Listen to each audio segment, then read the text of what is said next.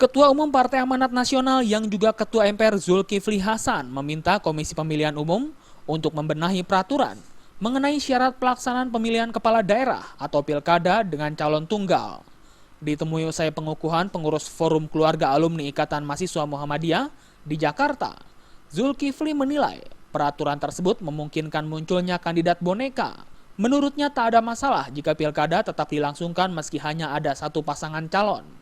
Apalagi jika 90% masyarakat menginginkan calon tersebut.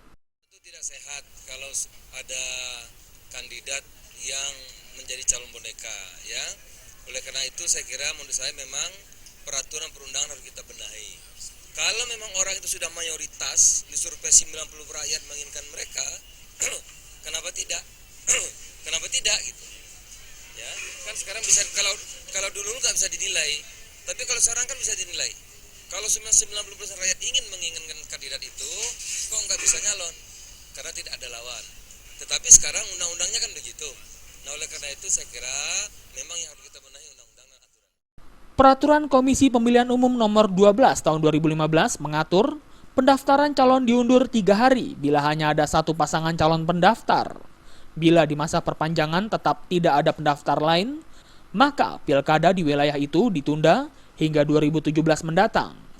Berdasarkan data dari KPU, ada 11 daerah yang memiliki calon kepala daerah tunggal. Di antaranya Kabupaten Asahan, Sumatera Utara, Kabupaten Serang, Banten, Kabupaten Tasikmalaya, Jawa Barat, Kota Surabaya, Kabupaten Blitar, dan Kabupaten Pacitan, Jawa Timur. Dari Jakarta, Eko Yulianto melaporkan.